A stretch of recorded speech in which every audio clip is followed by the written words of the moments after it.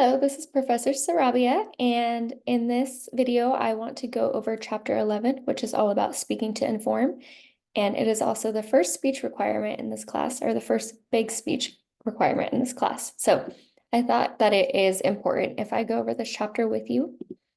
So I'm just opening up the presentation that you all have access to as well. This is Chapter 11 in the textbook, all about speaking to inform. So an informative speech can teach your audience about how to do something, a historic event, a training session, a report, or lectures and lessons. These are all types of informative speeches. Informative speeches are designed to teach audience members about a topic or issue. So anything that is new information to them is considered an informative speech. You are informing them or teaching them about something that you have knowledge about. You can teach them to think in a different way or teach them something entirely new. It's important to note that this is different than a persuasive speech, which also informs the audience, but a persuasive speech attempts to persuade the audience to think a certain way, feel a certain way, or behave a certain way. So in an informative speech, you are only providing the information. In a persuasive speech, you provide the information and then you attempt to persuade them. So just make sure that you know the difference between informative and persuasive speeches in this course.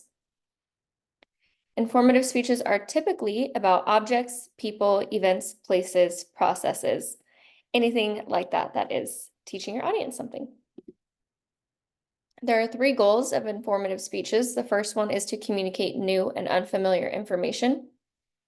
So this is something like if you go to a mechanic and they're explaining to you what's going on with your car and what needs to be done to fix the problem. Unless you're a mechanic, you probably don't know the ins and outs of a car. And so what they're communicating to you is new and unfamiliar information. Another example is if you start going to a nutritionist and this nutritionist recommends a certain diet and lifestyle for you to start implementing.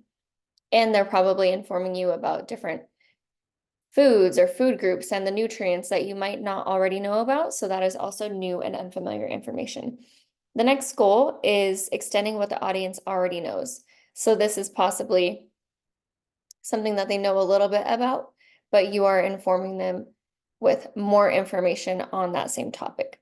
An example of this is a news reporter that takes you along the story. So you might have heard the first part of the story, but in the next segment, they're telling you more about the story. So that's extending the knowledge.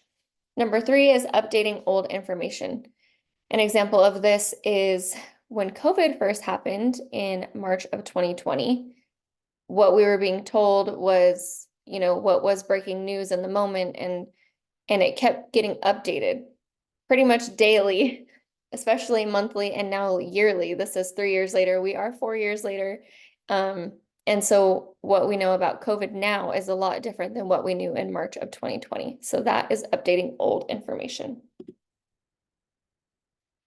There are 4 types of informative speeches that the textbook discuss. The first one is a briefing or a report. These are typically short and provide updates on some topic that you're familiar with. Another one is lecture.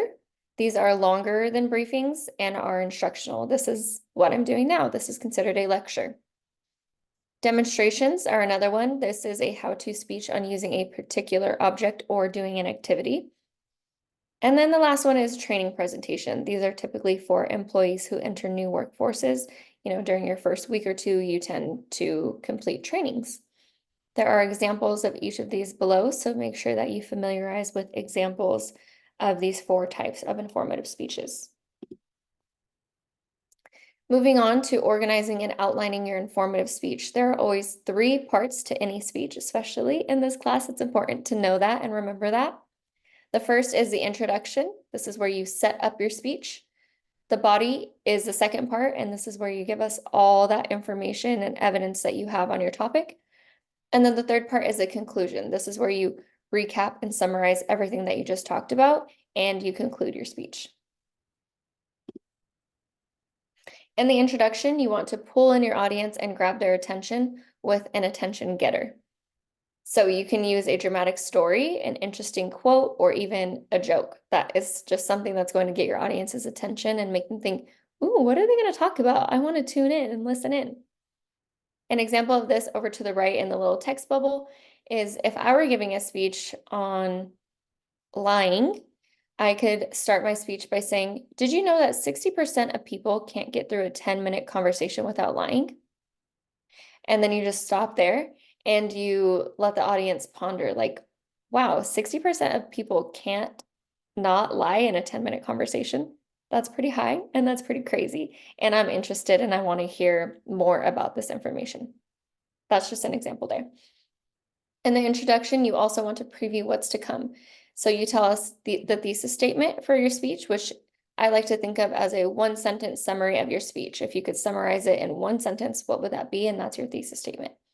And then you also want to preview with your what your 3 main points are going to be. So you briefly just say, in this speech, I'm going to talk to you about A, B, and C. And those are your 3 main points. And then moving on to the body, you have your first, second, and third main points. You will always have 3 main points in your speeches in this class. So you want to first figure out what are those 3 main points going to be. Second, you want to choose an order that makes sense for your topic and your audience so that they can properly follow along. And third, you want to include supporting material for your 3 main points. So that can be facts, explanations, examples, and this also relates to your 3 credible sources that are required for your speeches. Your informative and your persuasive speeches require 3 credible sources.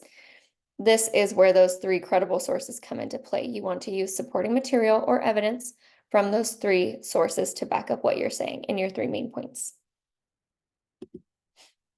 And then lastly, you have the conclusion, the third part of your speech. This is where you do not want to relay any new information in your speech because it can get confusing for your audience. You only want to summarize what you have already told them. And then you want to end on what we like to call a memorable statement. So this is something similar to the attention getter that pulled in your audience. This is that like last punch to your audience that just drives home the message or makes them wish that you had more to say about your topic. It can be another dramatic story, or if you start with a joke in the beginning, maybe you end the joke with a memorable statement at the end. If you're telling a story, maybe you start the beginning of the story and then you leave us on a cliffhanger and then you tell us the ending of the story in your memorable statement. There's a lot of different strategies and methods that you can use for attention getters and memorable statements. So you can always Google different ideas to figure out what you think is best for your personality style and also for your topic. So on that same speech about lying, like I mentioned earlier, I already explained what the attention getter would be, and it's that 60% shocking statistic. At the end, I would say, so now that I've provided you all this information, I'd like to leave you with one question. How many times did I lie to you during this speech? And then that just makes them think, oh, did she lie to me during the speech? If she said that 60% of people lie in 10 minutes and this speech was 5 to 6 minutes, did she lie? Possibly. So you just want to leave them wanting more, make them think and help them remember what your speech was about. Next, there are 6 strategies for informing. I'll just briefly go over these. So the first one is to keep it simple. You want to have brief and easy to understand points, especially in an introductory class to public speaking. You don't really want to get super complex or complicated. You want to just have simple, brief, easy to understand points and information for your audience. Next, you want to keep it concrete. So be short and concise and as clear as you can by still meeting the time requirement. You also want to be repetitive and redundant. So even though it might sound silly, the more that you say something, the more your audience is going to remember it.